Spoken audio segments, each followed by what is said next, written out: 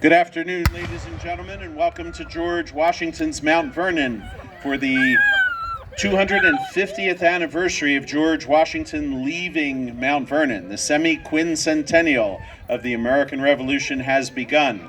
Likewise, our tactical demonstration has started off with two bangs coming from the King's forces, who've let it be known that they are not putting up with any disrespect or disobedience from these pesky colonials who have the temerity to come onto this field and take on the royal forces. So there's a grudge match about to happen here. We do ask to please stay behind the ropes, and if you have small children, to be extra cautious in keeping them off the field. The American Revolution began April 19th, 1775, up in Massachusetts, when 800 British regulars were sent out by General Gage to seize military supplies, many of which had been stolen from the British Army in Boston, including 2 Royal howitzers, which were heavy cannon. And at Lexington, the Lexington militia confronted this 800-man British force with about 70 Massachusetts farmers. Somebody fired a shot, nobody knows who, but the British opened fire, then charged with bayonets. They killed 8 of the Massachusetts militiamen, wounded 10 others, and it started the fight. By the time that day was over, the British had 73 dead, 174 wounded, and 26 missing. The militia had 49 dead and over 100 wounded. A lot of houses along the route were burned. Lexington and Concord are best described as a rural riot.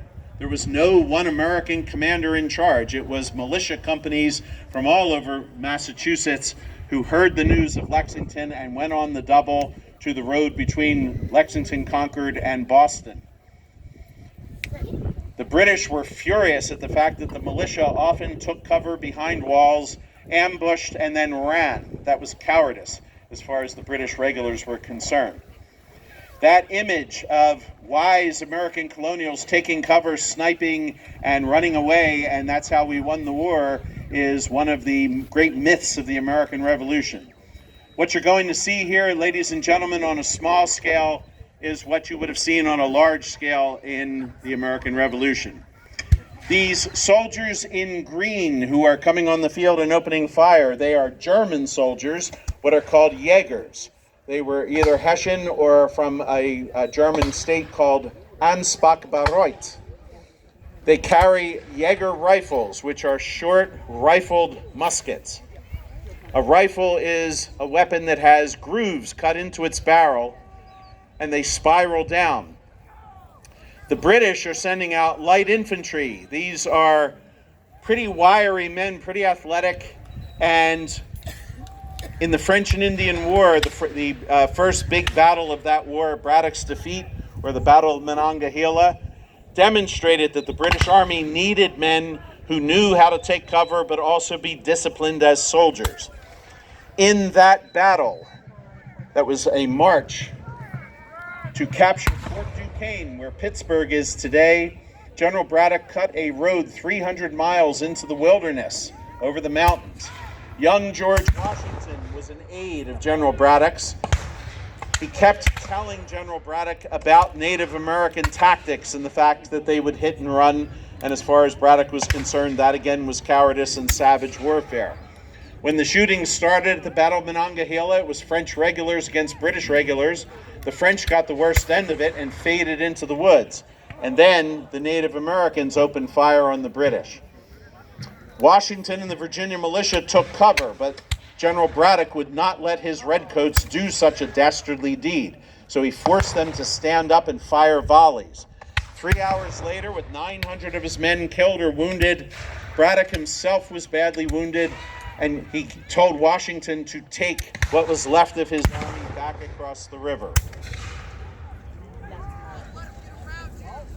The survivors of Braddock's defeat never forgot it. Many of the generals in the American Revolution were there, George Washington being the one we just mentioned. One of the officers who was with Washington when he left Mount Vernon on May the 4th, 1775, was Major Horatio Gates, who will become a general in the Continental Army, and he's going to defeat Burgoyne at Saratoga. He was at Braddock's defeat as a British officer. There were two other British officers there who survived: Lord Augustus Howe and his younger brother William Howe, Lieutenant William Howe. None of them forgot the aftermath of Braddock's defeat, because what saved what was left of Braddock's force was the fact that the Native Americans went after the British wounded and chopped them to pieces. The sounds of that alone sent everybody into a panic, and the Howe brothers decided that they needed British troops who knew how to take cover the way the Indians did, but also knew how to stand in ranks as proper European soldiers would. So these British light infantrymen, you see them right here in the center of the field. They're moving in open order. They are well drilled in how to do this. They used little trumpets. They also used whistles. The Hessian Jaegers used what were called half moons. It's basically a hunting horn.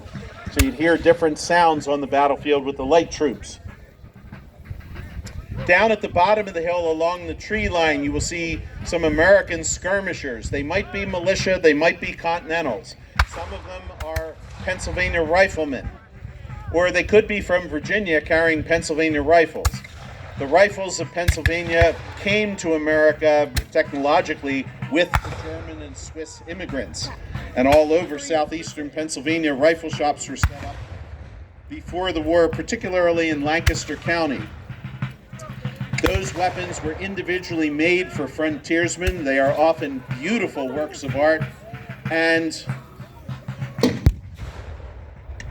they are all different lengths. They are typically .45 caliber, and they have an accuracy range of between 200 to 400 yards, depending on the length of the weapon, the quality of the powder, and the quality of the shooter. The problem that the rifles have, both for the Jaegers and the riflemen on the American side, is they take a minute to a minute and a half to load, because the rifle ball fits very tightly down the barrel on the rifling. They also are not equipped with bayonets. So if a rifleman exposes himself by firing, and there's British light infantry nearby, the light infantry can rush riflemen with bayonets, and usually the riflemen are either going to have to run away or get skewered.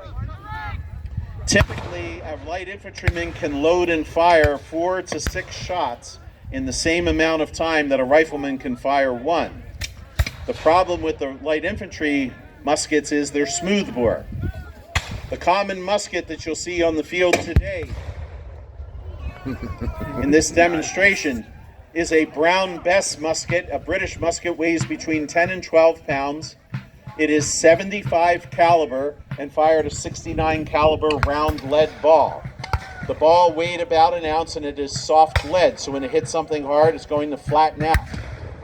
At 50 yards, those musket balls were known to go through 2 guys and into a third. So they're pretty nasty. The injuries they cause are horrific. If they hit a bone, they're going to fracture the bone, and you will have to have your limb amputated. The little cannons that you see on the field are called grasshoppers. These are real light artillery. They would fire a 3 or 4 or 6 pound ball, depending on the size of the barrel.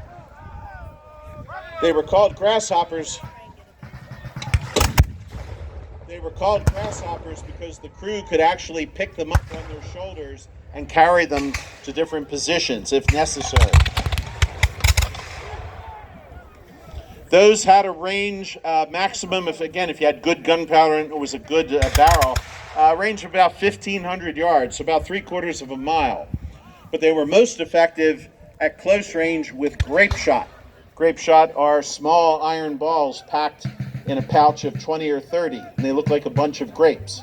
And you put that into a cannon and it sprays like a shotgun blast. So at close packed infantry, grape shot is devastating.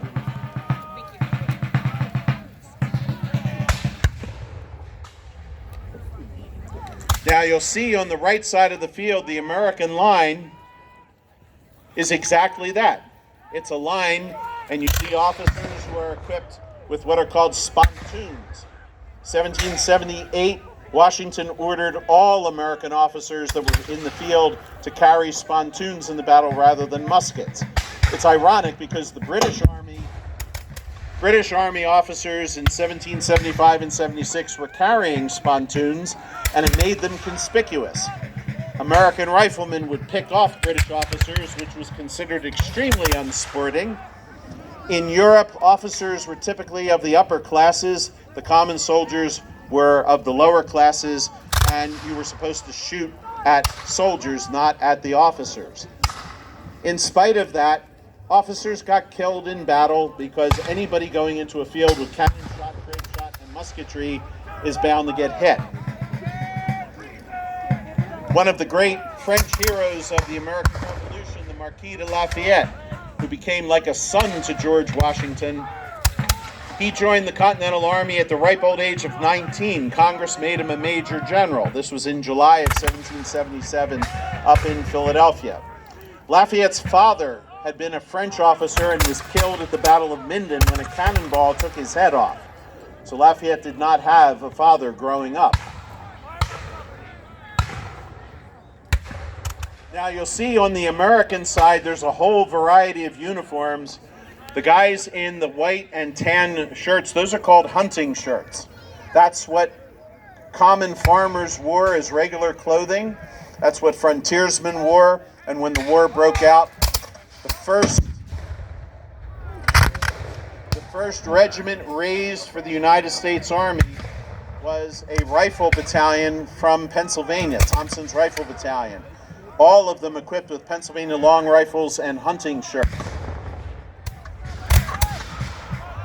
In the first year of the war, Washington wanted the entire Continental Army dressed in the hunting shirts because they were homespun, they were cheap to make, and they were quite useful. The problem was they got dirty pretty quickly, they wore out, and they didn't look real good compared to smarter uniforms. And it becomes pretty clear after about a year or so, the more colorful formal uniforms are preferred because it makes soldiers feel like soldiers.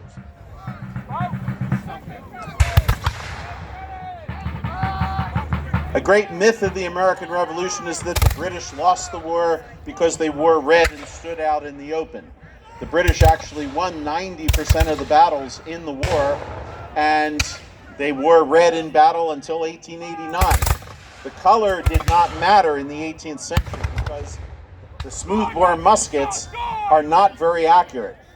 When you fire the smoothbore musket, the ball, which is smaller in caliber than the barrel, tends to rattle around in the barrel a little bit. So when it comes out, you're not exactly sure where it's going to go. It's going to go opposite from where you are, but typically after about 30 or 40 yards, it's going to veer off one way or the other. So the European soldiers were taught to stand in ranks and fire volleys, and that's what you see going on here. They're in 2 or 3 ranks in Europe. In the American War, they typically were in 2 ranks. You break the line up into companies, and that's what you see on the British side especially, and you fire by company, and then sometimes fire by platoon, or fire by section. So you keep a constant fire coming out of your line.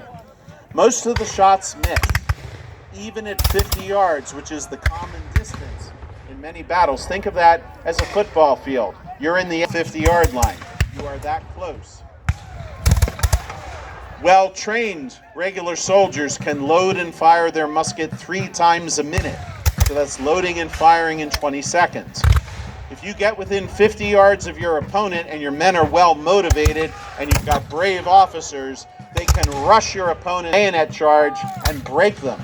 And that's how many of the battles of the Revolution were won by the British, because American troops up until 1777-78 typically would panic seeing a line of British redcoats or Hessian soldiers coming at them. In the first big battle after the Battle of Bunker Hill, the first big battle was the Battle of Long Island. That was in August of 1776. It was the first time Hessian soldiers were in battle. You look in the middle of the British line, they're on the left. The Hessians are in the middle, dressed in blue, and they have a yellow flag with a Lion of Hesse castle on it. They followed the Prussian system. and their drill was quite long and elaborate, but they were extremely disciplined soldiers. And in the first battle there that they were in at Long Island, they attacked the Pennsylvania Rifle Battalion and slaughtered it. The riflemen didn't have bayonets.